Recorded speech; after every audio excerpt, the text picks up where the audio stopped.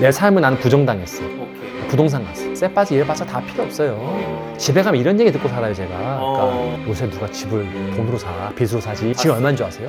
저 얼마인데? 120억이 넘어요. 한 60억, 70억 번 거지. 자산화를 못 시키는 사람은 결국에는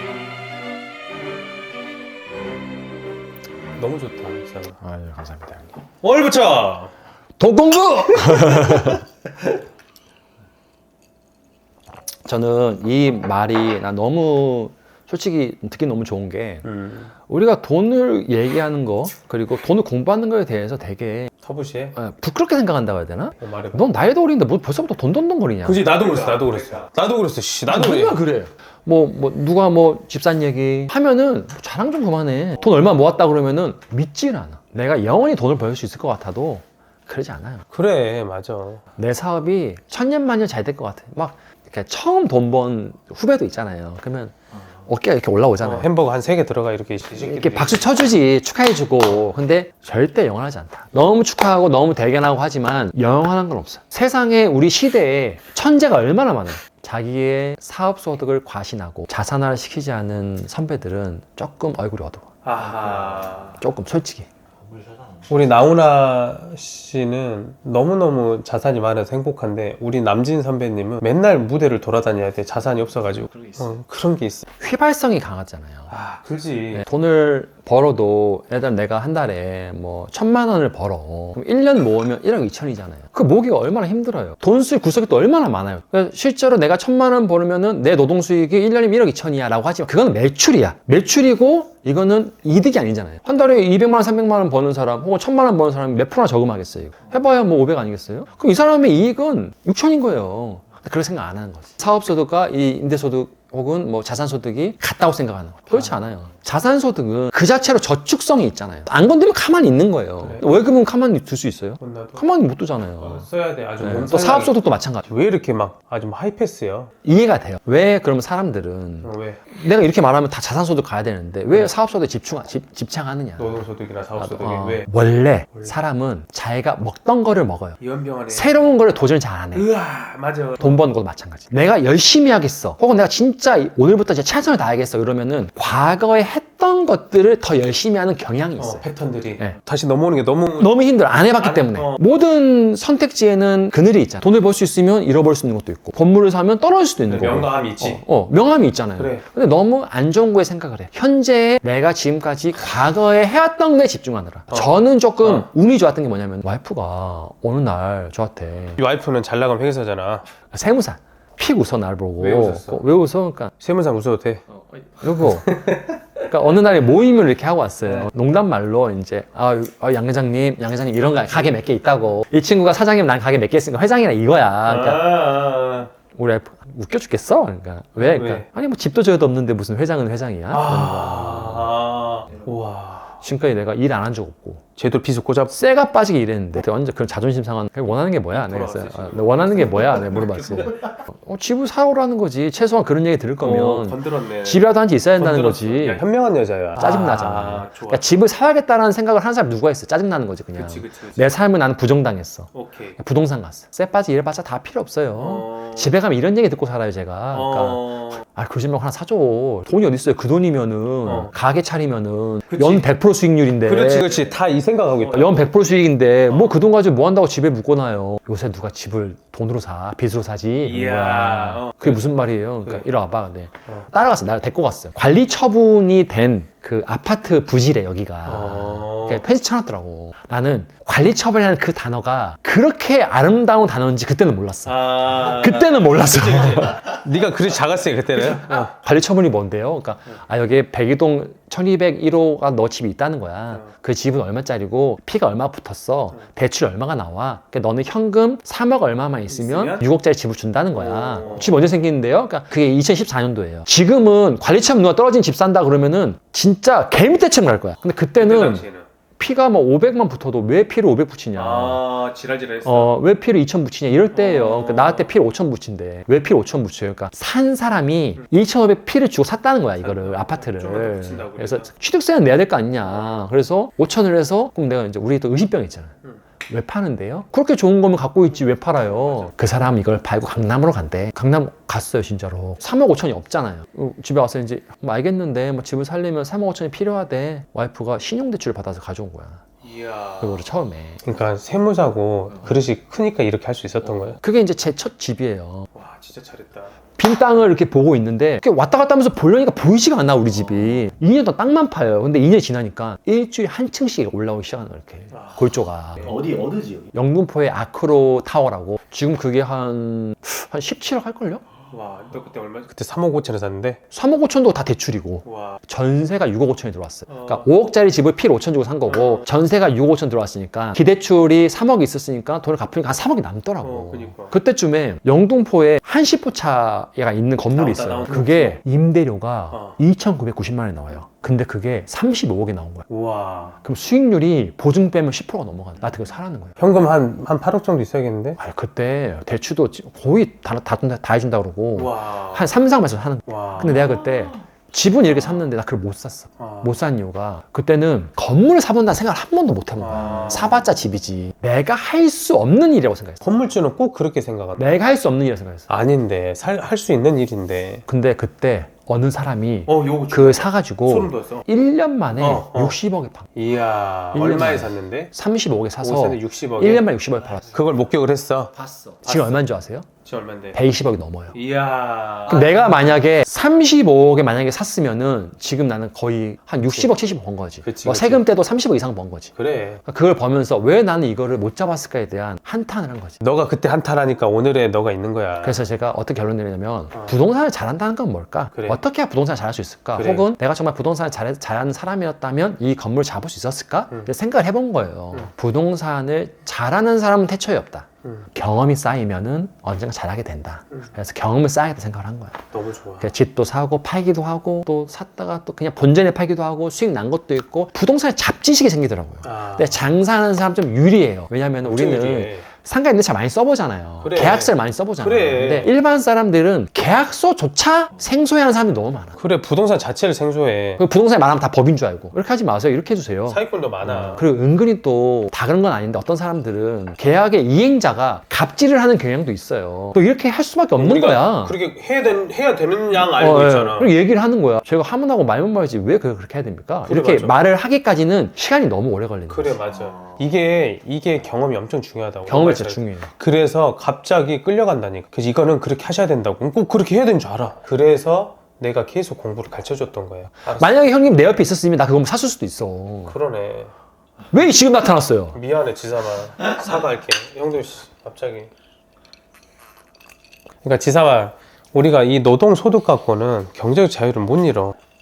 내 이 노동이란 도대체 무엇이었는가 이런 거에 대한 생각들. 아, 저는 절대 그러진 않아요. 자산이 우리 삶의 목적은 아닐 수 있다고 생각을 해요. 그러니까 우리가 순수한 일하는 가치가 있잖아요. 그러니까 우리가 정말 돈을 벌려고 일을 하고 나의 자기 만족 혹은 내가 뭐 나만의 명확한 브랜드 혹은 누가 나를 알아봐주길 바라는 마음이 다양하잖아요. 일하는 목적은 자산화를 시켜야지만 이게 맞는 거고 자산화를 못 시키는 사람은 바보다. 이렇게 된다고 하는 건 전 아니라고 생각하는데 나도 같은 생각. 중요한 거는 중요한 자산화를 못 시키는 사람은 결국에는 살아남기에는 너무 힘든 세상이야 지금. 돈의 가치가 너무 빨리 떨어져요. 맞아. 너무 빨리 떨어지다 보니까 장난 아니지. 그러니까 내 일을 당연히 잘해야지 열심히 해야죠. 일도 열심히 안 하면서 이상한 잡지식만 늘어가지고 여기 돈 빌려고 저기도 빌려가지고 이거 내 가게 하면 그럼 망가져요. 폐가망신해. 그러면은 금매로 살 것이냐 팔 것이냐 이건 한 끗 차이예요. 그 사람 금매로 나눌 수도 있어. 근데 자기 사업 열심히 하고 자기 일 열심히 하고 내 사업 열심히 하면서 자산화를 플러스 시켜야지 강력한 이게 체인이 되는 거지. 뼈다귀는 1도 없는데 이 잡지식만 늘어가지고 이런 거는 너무 좀 안 좋다. 주식도 옛날에 오렌 버핏이 주식을 사면 종이 증서였잖아. 그때는 불태버렸대. 그리고 놔뒀더니 그게 막 1000% 오르고 그랬대잖아. 부동산도 아까 이 얘기 똑같이 하잖아. 이런 인사이트 있는 리더들이 꼭 똑같이 얘기한다고. 그냥 노동소득을 열심히 해라. 그러면 자산소득은 인플레이션에 따라서 가치가 계속 올라가 있더라. 아니 돈 쓸 시간이 없으면 돈이 모이지 안 모여? 그 돈이 어디 가나? 누가 뭐 북한이 뭐 해킹해서 가져가나? 돈 그 자리에 있어요. 그러니까 그거를 믿었으면 좋겠어. 우리 직원들한테도 야 식당에서 이거 돈 벌기 어렵잖아. 식당에서 얼마 200~300만 원 돈 벌어서 네 가게 차리기 어렵잖아. 그러면 네 그래. 내가 그래. 아니야 바보야, 아니라고 하란 말이야. 왜 그거를 고지것대로 따라가냐고. 근데 너무 이 젊은 친구들이 어떻게 보면 편승해. 부정적인 걸 편승해버려. 우리는 지금은 절대로 반포 아파트 살 수 없어. 왜 없어? 내 후배도 얼마 전에 집 사서 왔는데. 와요, 돼요. 그러면은 반대로 누가 다 할 수 있어. 이 사회가 얼마나 불공평합니까? 자기가 노력하면 다 됩니다. 유튜브 이 새끼들도 문제야. 편승하게끔 만들잖아. 내가 부정적인 걸 보면은 아씨 별로지. 진짜 유튜브가 그래 너 맞아 그게 맞아 아닌 게 맞아 아닌 게 맞아 계속 뿌려주잖아. 그래서 주위 사람이 중요해. 이게 공평한 게임이고 나도 충분히 돈을 벌 수 있다라는 그런 믿음이 일단 전 첫 번째라고 생각해요. 믿음이 없어 어떻게 하냐 이거. 만약에 내가 돈이 없어 그러면은 내 눈을 어디 뭐 친구들하고 똑같이 할 게 아니라 요새 돈 안 주고도 받을 수 있는 교육 엄청 많아요. 그치. 정말 책도 보는 모임도 있지. 이렇게 성장하고 싶은 사람들은 왜 여기서 어떤 생각을 하지? 누가 나를 등에 업고 가냐의 게임인 것 같아. 이야. 근데 그 업고 간다는 게 무슨 뭐 떼돈을 줄 사람을 구하는 게 아니라 우리 동반자가 있잖아요 다. 식당에서 일을 한다 하더라도 제가 5년 동안 일했던 식당에서 일한 거는 저는 손님으로 처음에 갔어요. 갔는데 일을 너무 잘하는 거야. 뭐 이렇게 서비스 멘트 치면서. 근데 제가 그때 호텔 주류과 다닐 때 공부도 별로 안 했는데 테이블 회전, 고객 접점, 고객 만족 이런 단어가 막 떠오르더라고요. 이 사람들은 생각이 있구나. 그래서 난 여기서 일을 해봐야겠다 라고 해서 일을 한 거거든요. 아주 작은 식당이지만 이런 생각을 갖고 일하는 사람들하고 같이 있고 싶고 같이 배워야겠다 라고 할 수 있는 거는 그런 생각을 할 수 있었던 것도 어떻게 보면 운일 수도 있지만 그런 사람들하고 함께 하면서 좀 성장이 시작된 것 같아요. 그래서 내가 뭔가 배울 점이 있다고 해서 제가 일을 한 거거든요. 그러니까 내가 지금 돈이 없다. 둘러보세요. 둘러볼도 다 거지밖에 없어. 그러면은 일단 그 물을 나와야 돼. 나와? 딴 데로 가야 돼. 딴 데 가? 딴 데 가야 돼. 그러니까 예를 들어서 내가 지금 만나는 친구, 내 눈앞에 보이는 사람들 다 어떻게 보면 같은 그룹이니까 없겠죠. 없어. 부자들은 부자들끼리 모여있단 말이지. 그래. 뭐 노력하고 성장하고 싶은 사람은 또 그 사람들끼리 또 모여있어요. 그래, 맞아, 모여. 그 그룹으로 내가 가야 돼. 그렇지. 그 사람들이 나 절대 오지 않아. 돈을 주고 받는 교육이라든지. 남들이랑 다른 사람이 모여있단 말이에요. 그러니까 그런 사람들하고 경쟁하면서 부대끼면서 배워가면서 스며드는 거예요. 와. 너무 좋은 말이야. 그러면 어느 순간에 나도 모르게 후배들이 나한테 그래, 와서 맞아. 형 어떻게 하면 돈 벌 수 있어요? 이렇게 맞아, 물어본다니까 어느 순간에는. 맞아. 근데 그게 길지 않다. 금방이에요. 너무 소름 돋는 게 이게 이 질문법이 형이었어. 졸졸 쫓아다니면서 나도 여기저기 기웃거렸지. 근데 너무 태생이 없으니까 전라도 촌놈이 와, 또 어찌까 63빌딩 바보씨야 막 이러면서 이런 촌놈이 뭘 아냐. 그러니까 난 막 비볐거든. 소도 비빌 언덕을 보고 비빈다잖아. 비빌 언덕이 없으니까 막 비볐단 말이야. 근데 얘가 꼭 호동이 어렸을 때를 지금 얘기해 주는 거야. 난 그때 알았다. 나는 똥파리가 된 게 아니라 예쁜 꿀벌이 돼야겠다. 파리가 되니까 맨 변소나 주변에 어슬렁어슬렁 다닌다잖아. 쓰레기들밖에 없어. 시금창 냄새만 그런 애들. 곰팡이 냄새하고. 근데 내가 꿀벌한테 지사님 말대로 꿀벌 같은 데로 딱 따라가니까 향기 나는 너무 예쁜 꽃들이며 부자들이 있는 거지. 지사님이 그 얘기 해주는 거야. 그래, 네가 이런 책을 너무 답답해갖고 썼더라고. 줘봐, 내가 지금 보여줄게. 얘는 내가 처음으로 지금 얘기해주고 싶어. 내용이 너무 좋더라고.